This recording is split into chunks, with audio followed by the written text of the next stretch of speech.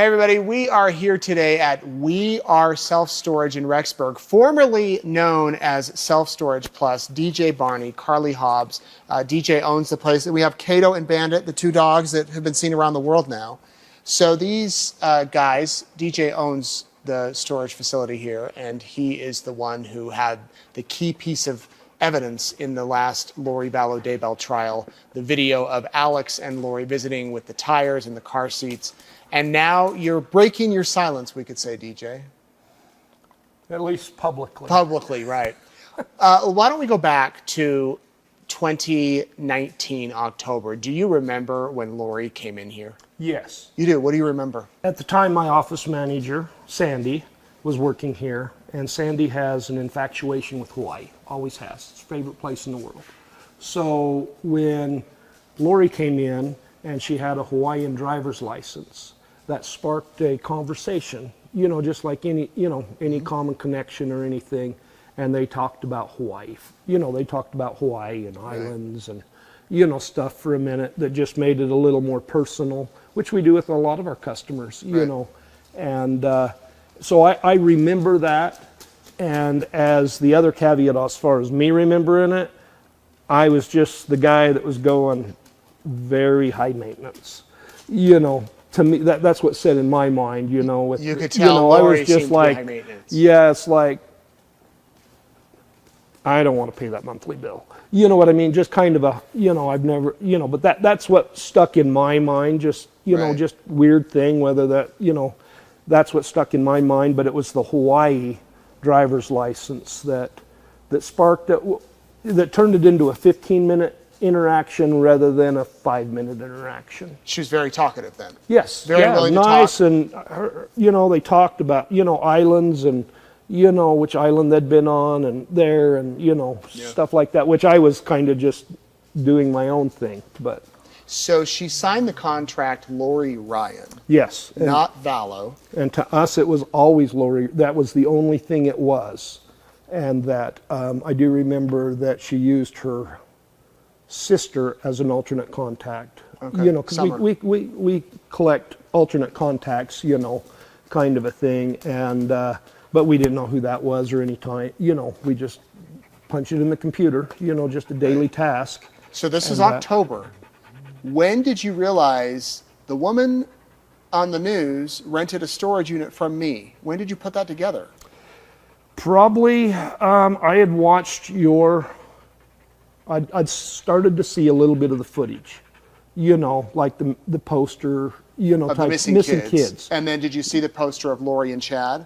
I may or may not have. But that didn't click. It didn't click. It didn't click until after I had been served the search warrant. Because in the search warrant, that's an interesting story as it is, but I'm trying to read it and speed, what is this? Because, they're still your customers. So you sometimes it's like, well, what are they in trouble for?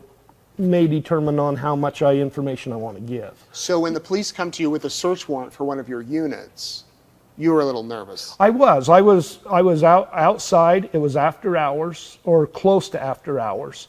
And we were just finishing up on the day because we were still under construction, and had guys working, and I was just kind of cleaning up, just checking to see at the end of the day when everybody pulled in, and I was told, that we have a search warrant, and at first I was like a little defensive because, I thought it was for me, and I didn't, maybe I always feel a little guilty about something, I don't know, but It was, to me, I was a little defensive as far as, okay, what's going on, and it was funny because I knew all the officers involved.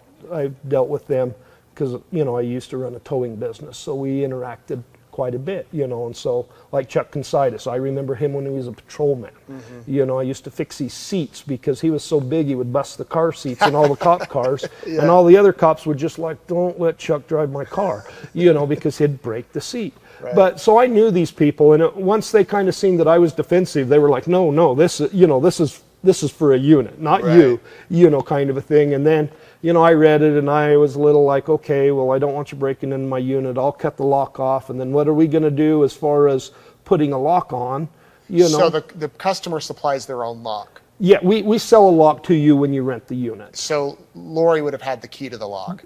Lori would have had all the keys to the lock when she left here. Whatever she did with them is, you know. Right. So, but you, in order to get that open for the cops, you had to go cut it. We cut it off, and I told the cops I wanted to do it because You wanted to have to preserve be. the unit, yeah. You don't want to destroy. You know, you don't want to scratch up your building and stuff. And they were all fine. They actually reimbursed me for that. You know, they bought a new lock. You know, at the end of the day, and they took those keys with them. Did you happen to see the items in the unit at that time? I unlocked it and I opened it up and I looked at it and it looked like a lot of other, you know, boxes and stuff. I remember seeing, you know, the bikes and boxes and stuff, but there was nothing nefarious looking, but sure. I didn't want to, it wasn't my place. So I'm like, here you go and let me know when you're done. This was November of 2019, so it hadn't hit the news yet. And you kind of knew before everybody else in a way, because we didn't find out about this till December. Yeah, and it was after the search warrant that when I started, you know, because in the search warrant, you got JV and, you know, everything was initials. Right. So I didn't put it together until I talked to my brother, and he says, well, send me a copy of the search warrant, because my brother's an attorney. And then as the news started coming, and then I realized, oh, this is that. You know, so then you just was waiting to see how it unfolded, because I didn't have any inside info. You know, it's just, we have the unit here. And the police told me that, hey, we got everything. And I told them, you know, they obviously says, hey, if anybody shows up, watch this unit, you know, right. type of a thing. And nothing ever happened. And it wasn't until later that when the credit card quit going through, and because at the time of the search warrant, they were a paying customer. You know, their card was on auto pay, you know, and I think it paid for one more month. And then if I remember right, and then it started coming back declined, and we'd reached out to to there. It's like, okay, well, as long as we're getting paid, we don't care. But what do we do with the unit? You know, kind of a thing. And at one time I was nervous about the search warrant because it had the unit number on it. Mm-hmm. And as the case developed, I was a little nervous. Once it wasn't getting paid for, we could have either auctioned the unit, which I did not want to do because that would have created more, right. there. And I talked to them, and I asked them if I could move it, and they says yes. And that's when I moved it from a 10 by 10 unit to a smaller 5 by 5 unit, because I didn't want that unit number, through right. the search warrant coming out and then people going to that unit. So we left it unlocked. So, I just felt better that, hey, this stuff is protected in another unit. In another unit that nobody knew about other than me. And I told the law enforcement what unit it was going to be in. Right. But I walked out there, just moved it, wrote it down in a seat, kind of like this one, made it in the computer where it was like, nobody could ever figure it out. Did you all try to get a hold of Lori to say your card's being declined? We did, and we had no contact. I think her sister answered once, right. if I remember, but I wasn't making those phone calls. All right. It was just, day-to-day business, hey, call the people and see. But at the time, we were waiting to see what was going to happen. But once that card got turned off for some reason or maxed out, it just died. So you start to follow the story. It's February. I think I'd only been home from Hawaii 2 or 3 days when you reached out to us. Yes, because I'd watched that footage, and that really kind of got me. It's like, because our cameras were brand new. You had just gotten security cameras installed. Yeah, if you went back from the first date that we seen Lori in the unit, and you go back like a week and a half, 2 weeks, our footage was the sky, because they install the camera and then they come back and adjust them all, because they were that new. So had Lori had they done this 2 or 3 weeks earlier, there would have been no footage. There would have been no footage. Wow. And interesting, especially the footage that was played in court, you see dogs running around. Yeah, the dogs are here. You see our you see my kid that's driving the four-wheeler. Yeah. And I'm actually, one of the interesting things is I'm walking through the parking lot as Lori's leaving. You know, that happens all the day. You Right. don't, it doesn't, you know, it's, you don't think that, hey, you know, I have a serial killer here. Right. I have, you know, there's the most nefarious thing going on. Right. You just go on with your daily business because you have a list of things that needs to be done. Right.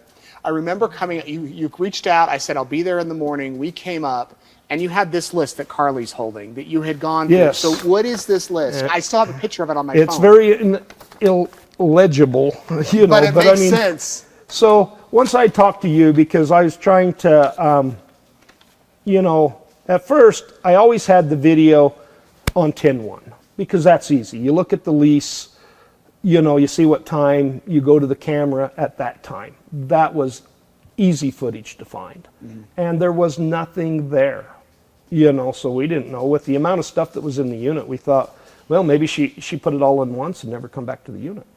You know, we don't have anything, at the time we didn't have anything that logs customers in or out. And that, but after I talked to you, I'd started doing some searching and seeing some things because I'd called our camera people and they'd come up and show me how to do a line detection search where I can draw a line on the screen and then the computer will search for everything that crossed that line over a period of time. And and once I knew that there was a little more interest, you know, you were I'll be there in the morning, and you know, you could tell by the sound of your voice, you were like, hey, this is, you know, this is like the guy that caught Watergate or something. I don't know. I know, that was a big scoop. But to me, it gave me the little bit of ambition to take the rest of my day and all through the night going through these searches and finding, and like, there they are. And all I did was do the start and the finish, because this list isn't very inclusive. There was a lot more work than that, but it's like, this is when they entered the property and when they left. And we didn't still have all the videos that, you know, going from camera to camera. I was just looking for when they, you know, when I seen them in the unit, and then back up to see when they entered the property and then when they left the property. And that's what this list was. And then later on, we went through and had to follow every little camera because everything is a segment. Right. And this is so helpful, though. So October 1, Lori's by herself in her car. She's here for about 9 minutes. October 2, she comes with a man in a car here for like 4 minutes. So DJ went through and listed all of the visits, including one visit on the day of Tammy Daybell's funeral from a man who was Alex, most likely. And then 2 men back on the 28th of October, when they dropped off the bike. 2 men meaning Alex and Chad. And that was an interesting one because that's the first time I realized that these guys were, you know, I wasn't going over this video. I was just writing it down. That when there was 2 guys, I was like, oh, so these aren't the same guys. The same guy coming That's with why him. everything says male, because I wasn't like, you know, short, fat guy, tall, skinny guy, you know. Right. I wasn't, you know, I wasn't looking for that. And when I seen the 2 males, that's the first time it's like, okay, now I have 3 people. Because I just wasn't analyzing. Sure. The last time they came, Lori with Chad, the 24th of November for about 4 minutes in the afternoon, and then 3 days later the cops come. Yep. And then they search it with the search warrant. So this was a critical piece of information. So Carly, let me bring you into the conversation. You've been here 4 years now, and what do you have people coming here saying? Is this the storage unit that Lori Vallow had? I think we're still known around Rexburg to be that storage unit. Yeah. There's quite a few people that know that it's us, and I mean, people still talk about her quite a bit. So. Yeah. What do the customers ask about? They do ask like what was in the unit and stuff like that, but they more so, how was she, or did she see, like, did you kind of think she was a little off or anything like that, really? You mentioned the stuff in the unit. What happened with that stuff, DJ? Okay, originally I had moved it, and then and law enforcement at the time had basically released it to us, like, you do your thing, and I'm like, I'm just going to put everything on hold because I'm not going to sell it. But normally, if someone abandoned their property, you legally can sell it. We after could have a listed certain in amount the of days. paper, and you know, and we could auction it off, which we hate to do for anybody. Right. I mean, auctioning is our, you know, we try to, you know, we'll Facebook stalk you and track you down before we sell your stuff. Yeah. But we moved it, and then we'd been in contact with you and everything, and I was kind of worried, like I want an inventory and everything. So I think the next time that we'd done anything was with you, and when Dateline was here. Yeah. And I told Dateline, I said, you guys are inventorying this with us, kind of a thing, because now I have every, there won't be any, I wanted to protect us as a bit, make sure we have everything is listed for an inventory thing. Right, and we got it all on video. Yeah, the stuff, right. yeah. And then they give me a copy because it was, two-sided. You guys are doing your story, and then I'm like, hey, I didn't go through this stuff myself. It was interesting when I did move it. It was all me alone in that hallway. And the kids, when I did that, the kids were not found, kind of a thing. So he is hoping, they were at a ranch somewhere or, something like that. But I still, looking back, it was kind of a dark, you just had that sixth sense or whatever that this is not right, Yeah. I remember it felt eerie. Yes, and that's the correct word. Now, remind you, I have a kid that is just a few months younger than JJ, who went to Kennedy. Now, I've asked him, did you ever meet him? And JJ wasn't there very long, and no. Right. But if JJ would have continued to go there, they very well could have been friends. Right. So when you have a child that's the same age as a child missing, that hits. It does. It hits a little harder, and when you're moving, the grandparent's scooter that they give JJ, and when you're moving that, and you realize your kid's favorite thing in the world is his Strider, and if you left it somewhere, you had to turn the car around and go get it. Right. Kind of a thing, and you realize this is just in a storage unit. And Larry came out later and said JJ loved that scooter. Exactly, and that's Love where I that was, scooter. Yeah. that's where I put the two with Cooper, is like, kid's upset that he doesn't have his scooter, kind of a thing. But it was just an eerie feeling moving that stuff. Well, especially because it's the stuff you would take if your house was burning down. All the photo albums, the baby books, Yes. the blankets with Personalized all the photos. You want to blankets, save those yeah. things. Yeah. So after we put up the story, what was the reaction like on your end? I think you warned me. It's like everybody's going to be calling you, and I'm like, whatever, kind of a thing. But we had law enforcement here because obviously they wanted to get the footage and everything, and I'm trying to talk to them, and my office manager got the phone, and then she's just like, because she hated the case. She did not want, it was just she's a mother of 5 kids. Yeah. It's just, this is tearing her apart. Right. And she actually brings me the phone because she doesn't want to answer it anymore. Because at first it started out, the first people that called us was the Standard Journal. Right. And then just seconds after that, it was Post Register. The local media. And then within like 5 minutes or so, it was Salt Lake and Boise. And within a half an hour, I had CNN and Fox. And, Right. it was like, holy cow. And you couldn't get anything done other than answer the phone. Right. And that because, I was still answering the phone and trying to carry on conversations. And it was just like, holy cow. I had no idea how fast something could blow up. And it was really an eye-opener as far as, how fast the word gets around, when something goes off. And I was just thinking, Nate, you warned me, but you could have warned me.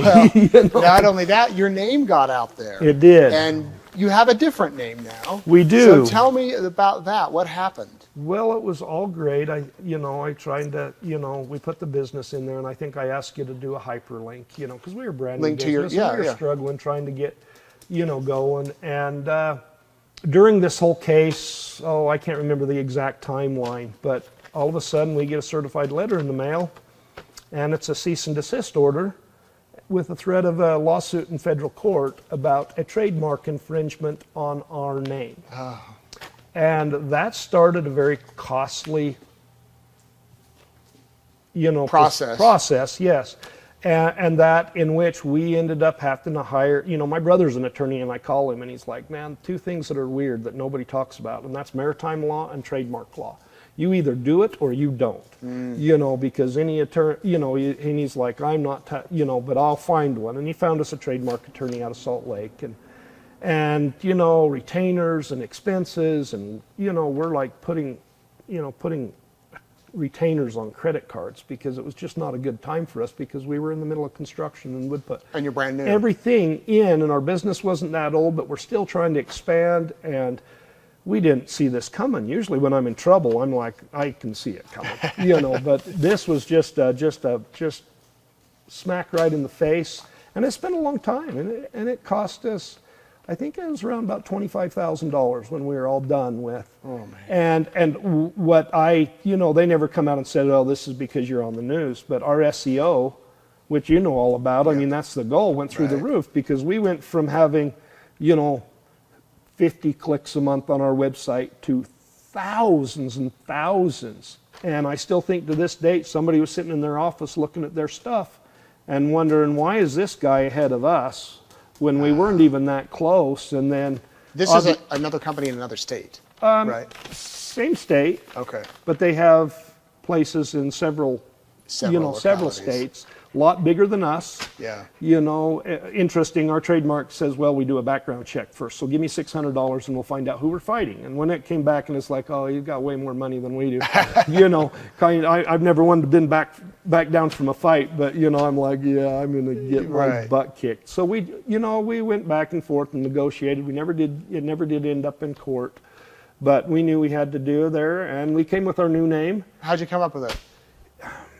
Lots of Do you remember hours. Carly? Yeah, you guys kind of brainstormed? He took days to figure it out. We had lists of names, and do you like this? And it was funny because I have a small heater, and I can't remember what it said, but it's something, it was like, we are heat, you know, and it plays off the R, just like Toys R Us, please don't sue. Well, yeah, they're bankrupt, so I don't have to worry about that. Well, you could say the R means Rexburg. Rexburg, Yeah. or it just, you know, it's just good. But we come up with it. Obviously, it looks better in a logo. Yeah. You know, and we've liked the change, but it would have been nice to do it on our own doing. Right. You know. Yeah. But anyway, it happened. But I still contribute that to this case because I don't think we would have ever been. No one would have ever known. Would have ever been big enough, and it would just been under the radar. And we never did it nefarious. I learned a lot about trademark, you know, stuff and service marks and stuff that was like, Right. and I'm not really happy I learned all that, but Well, you now know, you have knowledge. Yeah. What did you think the day the kids were found? Do you remember that day? I was sad. You know, that you just had a lump in your heart, and you just was like, you just lost hope. You know what I mean? It was over. And that's what really, when I started to disconnect from the case, because, you know, it was just that sad. Right. You know, it was, and our footage never really played a huge part. I mean, I got subpoenaed for Boise, you know, for the trial in Boise and everything. It'd get stipulated. I signed tons of affidavits, worked with law enforcement any way we could. But I never felt like we had the big piece of the pie. We just had stuff that looked weird. But locally, for our customers, we got a lot of feedback because I have people that I know that are in Chad and Tammy's ward, and there were still people that were defending Chad. And I think when the hand smack, you know, on her behind, people have told me that made a difference. That's when they quit defend, you know, like, oh, this is blown out of proportion. That's when they're like, yeah, that's Right. It was that caught on changed camera. a lot of people's, you know, just like, okay, something's not right. Yeah. You know, but other than that, it was like, we have weird stuff, you know, I mean, it's weird things going on, you know, that don't make sense. Not all our customers do this, but it never got put together until, you know, never played a huge part until this last trial. Yeah, I wondered if you were going to show up in Arizona to testify. You know, I think that I had signed affidavits for there. We'd had phone calls. Most everything I did was through the Rexburg Police Department. Yeah. And I think by this time, the Rexburg Police Department had this sealed down and was working with everybody. Yeah. And the fact that she was talking about Hawaii, my only interaction, we didn't, it was our video cameras that were playing the part, because we never had an interaction with anybody that was, business or anything, from the day she signed her lease. You said you kind of disconnected from the case. Did you end up following the trials at all? Well, I was under, once I got subpoenaed, you couldn't. I couldn't. Yeah. And so I was really trying to keep that, but it was really hard when people kept calling me and say, hey, your storage units are on the news and everything, because as a business owner, and this is something that has changed me, and I still follow, East Idaho News is where I go for my news, kind of a thing. I don't always read the CNN articles, but, We hear that a lot. But, when people are calling you, you always worry about your business. It's like, hey, we don't want to be the bad guy. We don't want to think we did something wrong. We don't want, any of that. And so I disconnected, and I didn't want to be the witness that gets up there, and if they ask you things and you ruin something, So I really did try, and it just, when I was scheduled to go for the trial in Boise, I was actually in Vegas, because I told him, I says, I'm going to a trade show for the storage units, and I won't be back till this day. But I was packing bags on a Sunday when Ron Ball and the prosecutor called and asked me a few more questions, and then said, hey, you don't have to, we got this stipulated, kind of a thing. Yeah. So, and I was happy. Wow. I was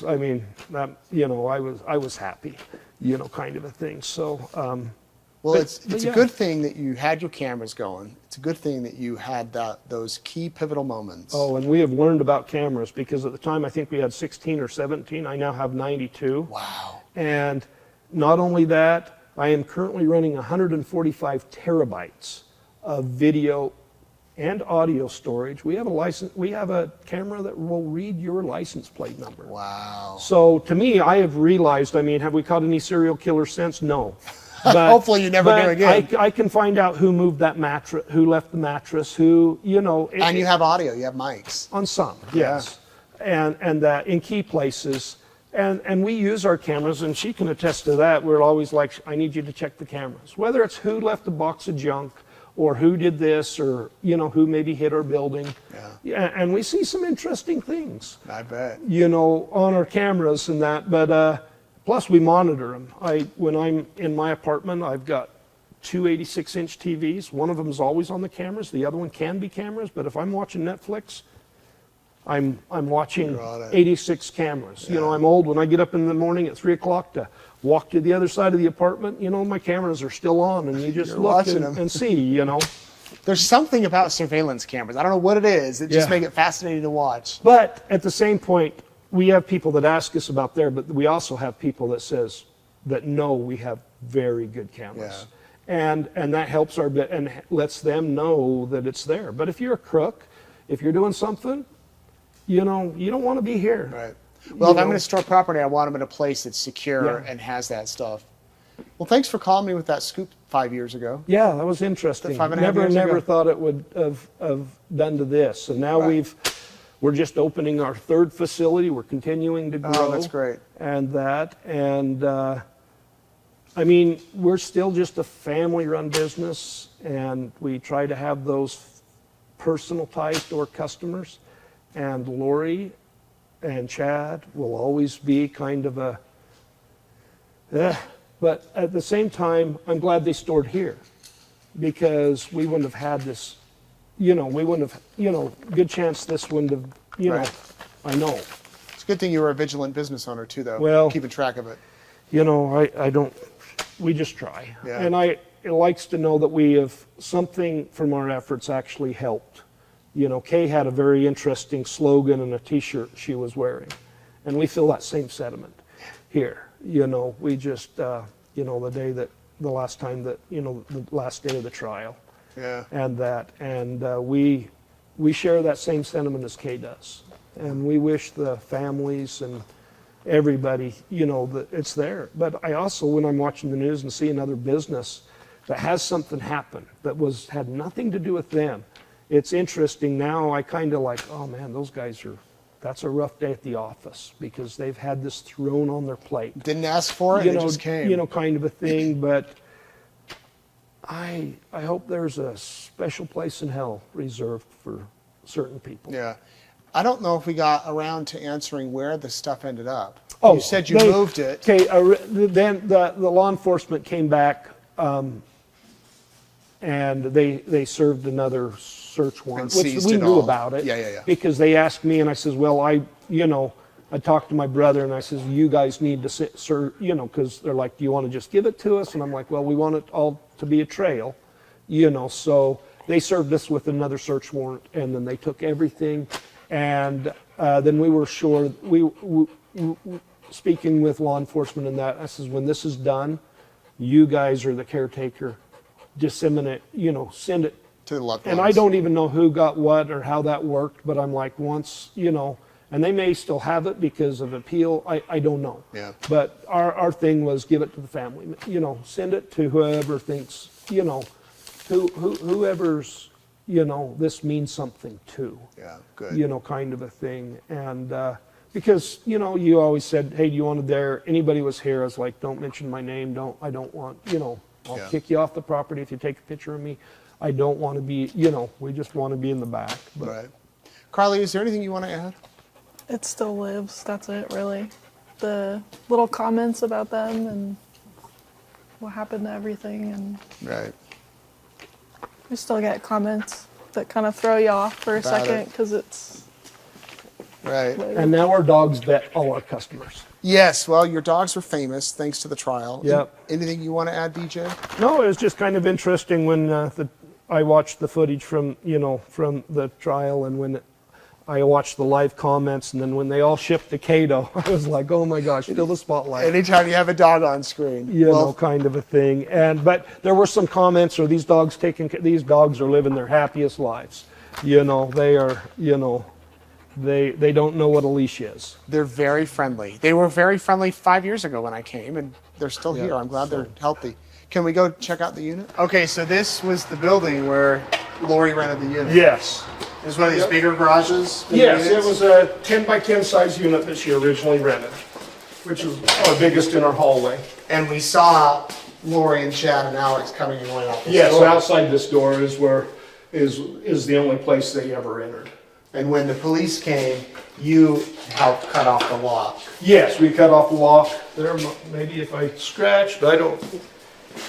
Sometimes I scratch it, but I must have been good. Sometimes You were I good, scratch yeah. the unit, when I have to cut off a lock. But And then they just closed it up and left everything in Yep. here. And then when we came, you had moved it to a smaller yes, I spot. moved it to a 5 by 5, which is our smallest unit. Yeah. Kind of a thing. And at first we thought, they never finished moving in, because why would you have that big of a unit for that small of stuff? But then it was same thing, all the stuff that was going on, and then I think their plans changed at the last minute, and they wanted to get out of town.